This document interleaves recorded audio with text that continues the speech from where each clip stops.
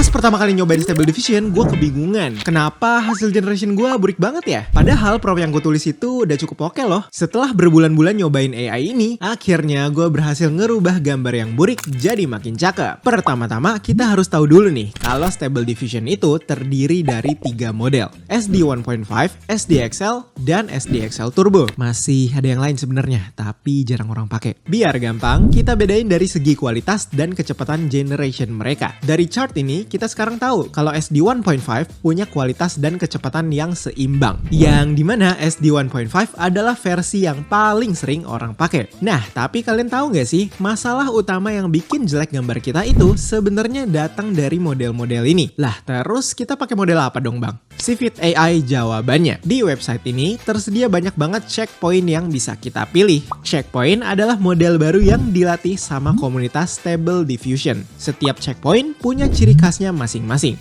Contoh yang sering gue pakai Epic Realism. Dia punya ciri khas yang super realistis. Counterfeit cocok untuk yang suka anime. Dan Noosphere cocok untuk fantasy art. Jadi sebenarnya kita harus tentuin dulu nih checkpoint apa sih yang kira-kira cocok sama kebutuhan kita. Pertama, pastiin kalau base model dari checkpoint yang dipilih itu udah sesuai. Dipilih aja di antara 3 tadi di awal. Kedua, kalian bisa scroll ke bawah untuk lihat gambar-gambar yang dihasilin pakai checkpointnya. Kalau misal kurang srek sama selera kita, coba cari lagi aja checkpoint lain. Kalau udah cocok, kita bisa lanjut untuk lihat bagian deskripsi. Biasanya di tiap-tiap checkpoint akan disediain informasi untuk mengoptimalkan kinerja si checkpoint. Mulai dari prompt sampai settingannya juga. Untuk cara installnya sendiri, kalian tinggal klik aja di bagian ini dan pencet di tombol downloadnya. Terus masukin deh file checkpointnya ke dalam folder Stable Diffusion kita masing-masing. Sekarang langsung aja kita ke Stable Diffusion untuk tes before and after dari pergantian checkpoint ini. Nah, gimana menurut kalian? Jauh kan hasilnya? Selain checkpoint, sebenarnya ada 3 teknik lagi nih yang belum gue bahas. Salah satunya textual inversion. Di dalam tab ini kita akan disediain sama negative embeddings. Gampangnya, negative embeddings itu kayak beberapa negative prompts yang digabung jadi satu kata aja. Untuk cara dapetinnya, kita bisa pakai aja si Civit AI lagi. Coba di sini kita pakai easy negative sama epic negative dan klik di tombol generate. Bisa dilihat kalau sekarang hasil gambarnya ini lebih realistis lagi dari sebelumnya. Sebenarnya ini tergantung sih ya, kita pakai negative embeddings yang mana. Sama kayak step sebelumnya aja. Kita lihat dulu deskripsi dari tiap-tiap negative embeddingsnya. Oh ya, ngomongin soal Civit AI, tadi gue sempet singgung ya tentang settingan di bagian deskripsi sebuah checkpoint.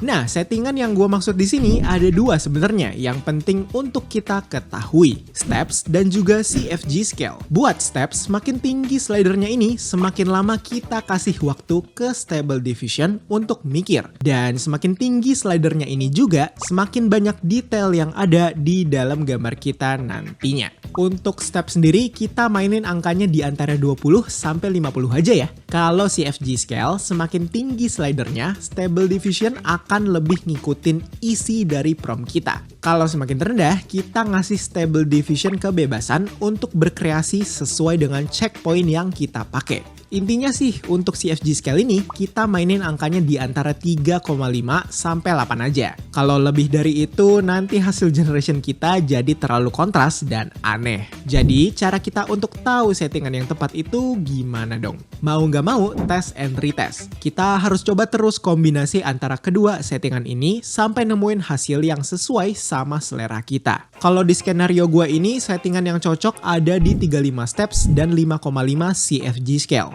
So, menurut kalian gimana nih? Di antara kedua settingan ini, mana yang paling bagus? Langkah terakhir, biar gambar kita ini nggak terlalu ngeblur, kita bisa pencet aja tombol yang ini untuk transfer generationnya ke dalam tab image to image. Gua sebenarnya udah sering banget sih ya bahas tentang fitur ini. Scroll ke bawah, kita langsung aja pencet tulisan scale by. Terus naikin slidernya ke 2. Dan kita otak-atik di settingan denoising strength. Dengan denoising strength ini, kita bisa atur banyaknya perubahan di hasil gambar kita nantinya. Nih, biar gampang gue kasih gambarannya ya.